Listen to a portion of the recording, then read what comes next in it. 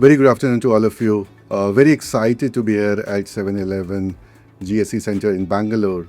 I have Jennifer Goschke, Senior Vice President, Shared Services globally.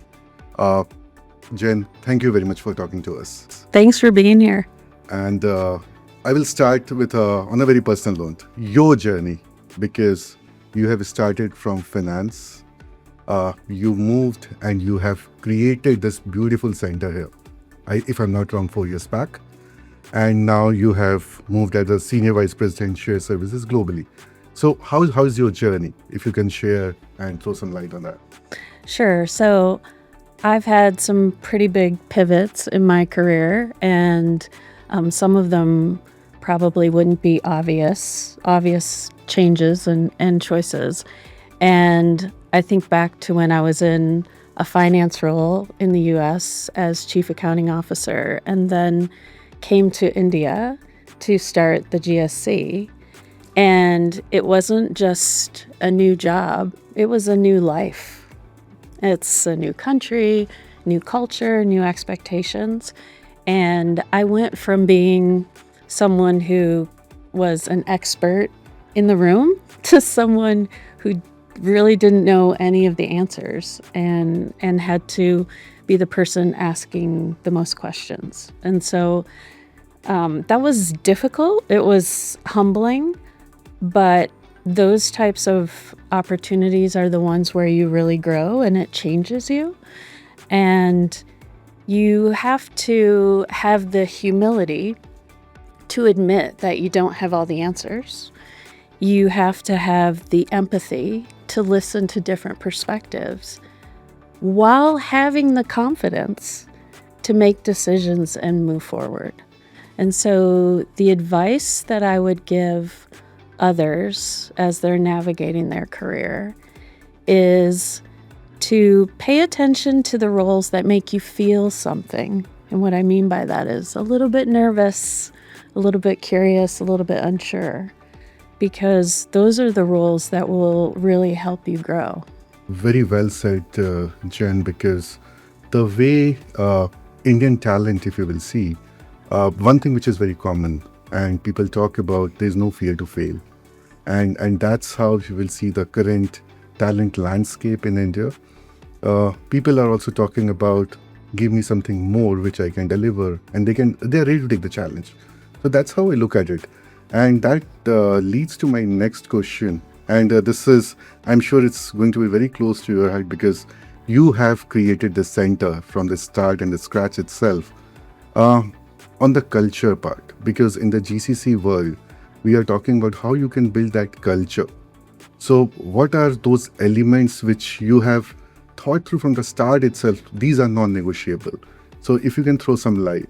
When I came here, we're building something new, and I didn't have a playbook, but I knew that culture must be the anchor as we get started. And so if I think through non-negotiables, there's a few that come to mind. One is ownership. I want to make sure that the team understands the outcomes that we're driving towards, and they're accountable to those. And that builds credibility with our stakeholders in the US. The second thing would be transparency. We need to be open and honest with our stakeholders about what's going well, what's not going well, what do we need help with. And that transparency creates trust. And then the last item is purpose.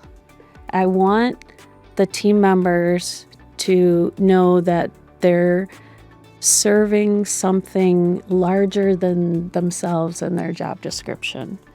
And that's where Making Lives Better came from, that we're all grounded around that purpose. Oh, and very rightly said, I can so relate to it.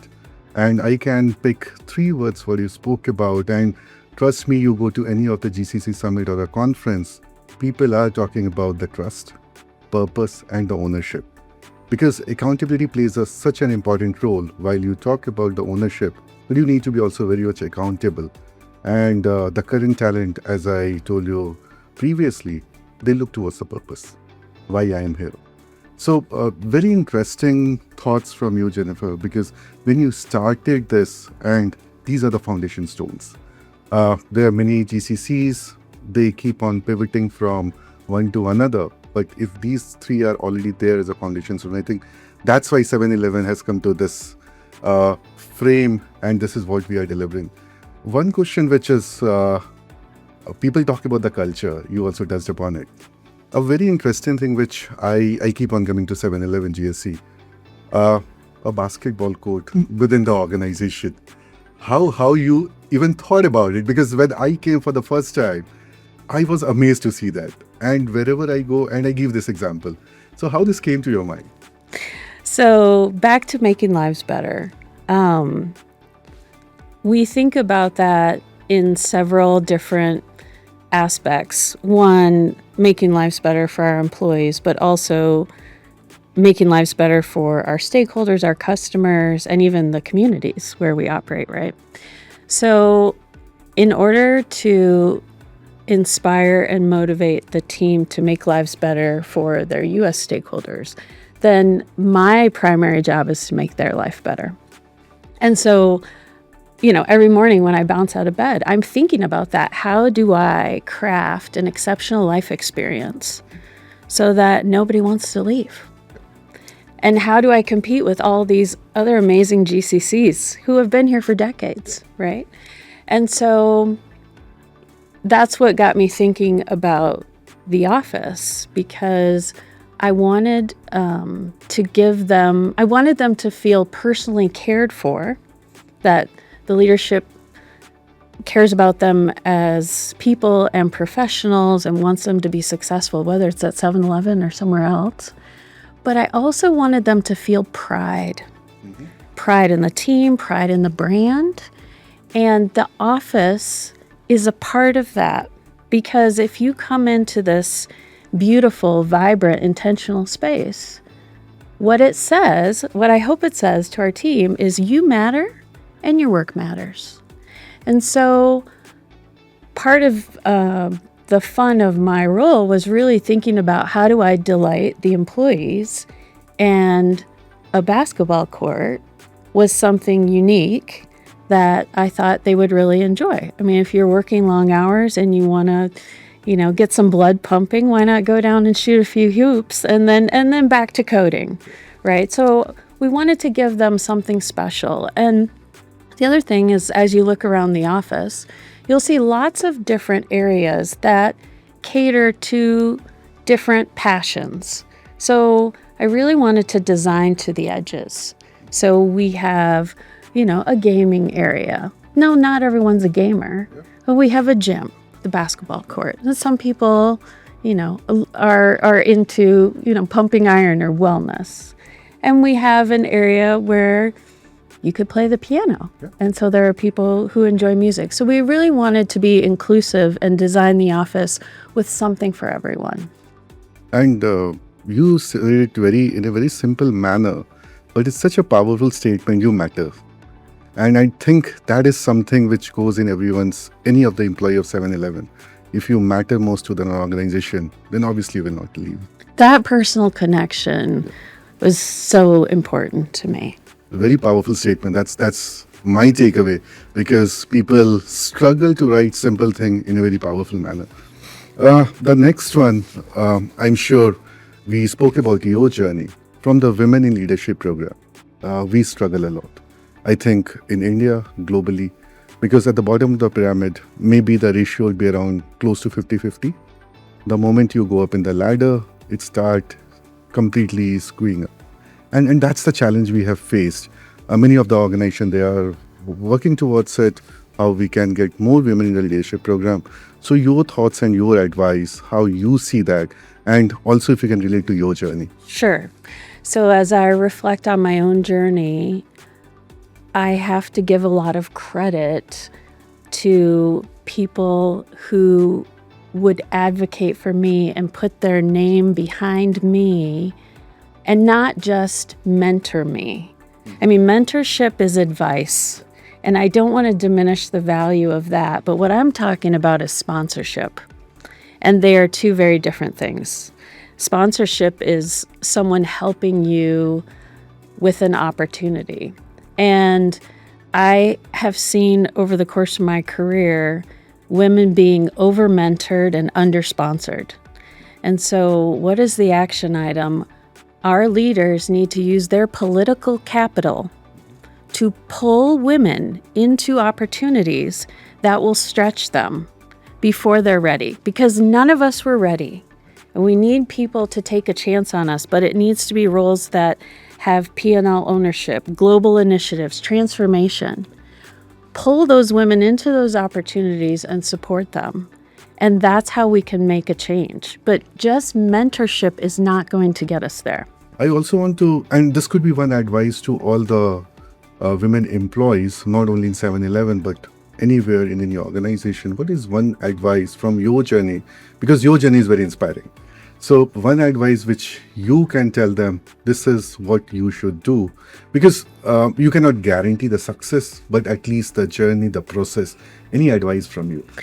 A couple things I wish I would have known sooner in my career or done sooner in my career. You have to build your network before you need it.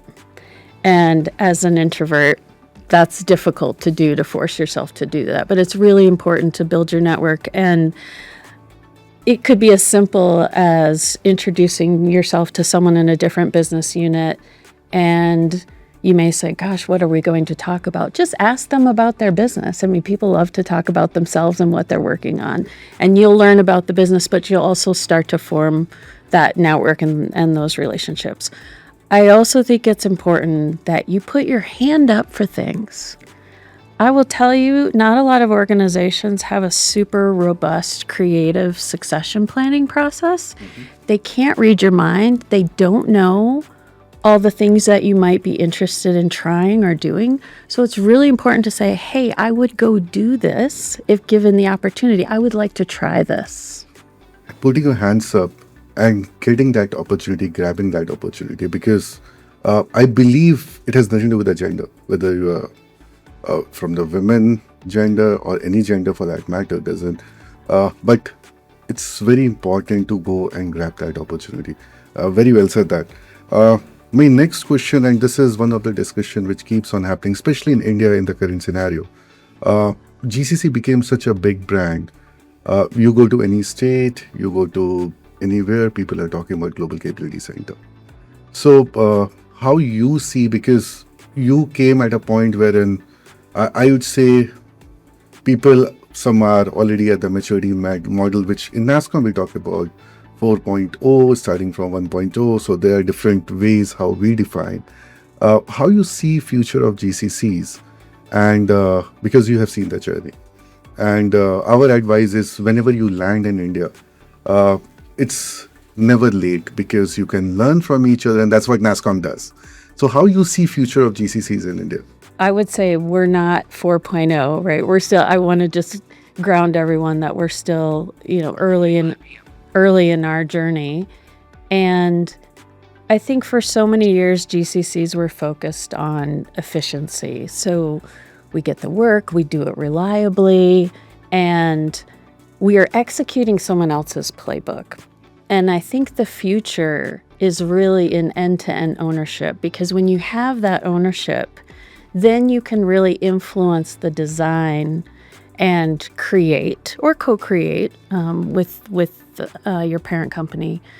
But I really feel like we have to get away from this execution, just I'm doing what I was told, and having the accountability to be able to drive to better outcomes. And honestly, that's more fun anyways.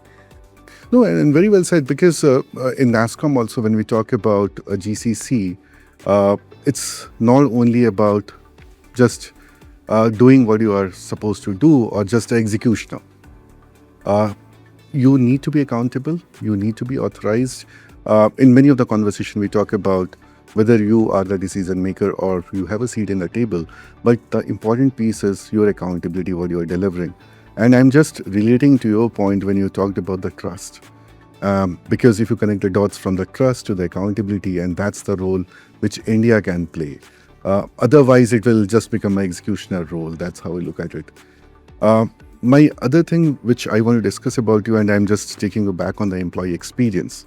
How much it's plays a role in any of the organization, because it's not only role of a HR. Because seeing your inspirational journey came straight from you on the employee experience. So what you feel employee experience and how it should be played in not only in GCC but any of the organization? Yeah, I've got a hot take on this. Companies spend millions of dollars and so much effort on the customer experience. And we underinvest on the employee experience. And the customer experience will never be better than the employee experience. Like, you have to invest there. And so I feel like some companies have it backwards. If you invest in the employee experience, the customer experience will come. And that is why making lives better is so important, because that should ground all of our decisions on what we're doing as a leadership team and how we're showing up every day for our employees. And the way that we embedded that, kept that going, is that we constantly talk about it. And so every leadership meeting that I ever held, the very first thing I said was, why are we here? And everyone knew the answer. We're here to make lives better. It became our call and response. And so when you have that as sort of the grounding of the team, then it becomes who you are. And like I said, that helps focus us for every decision that we need to make. Is this making lives better? For whom? No, I can relate. You are talking about the purpose, you are talking about the employee experience, trust. I think these are the elements and the building blocks what we see to make any organization, and especially in context of a GCC, that plays a very important role. My last question to you: you have spent 3 years in India. How you have seen India has grown, and typically Bangalore, and any advice for the people, those who are working in GCC or any other organization? So first is your experience about Bangalore and India, because now you are into a global role, how you look towards it. My 3 years in Bangalore are probably the best 3 years of my career. So much fun and so much learning for me.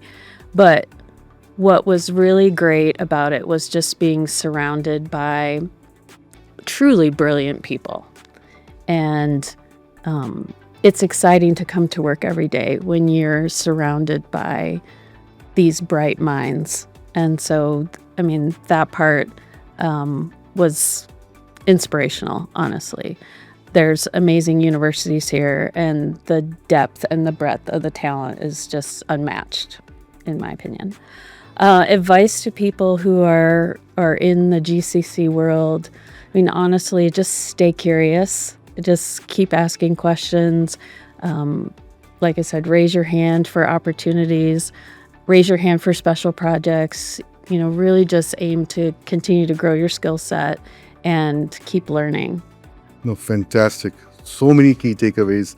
And I'm sure those who are going to listen to this podcast, whether you talk about trust, you talk about raising your hand, I think very simple answers, but very powerful.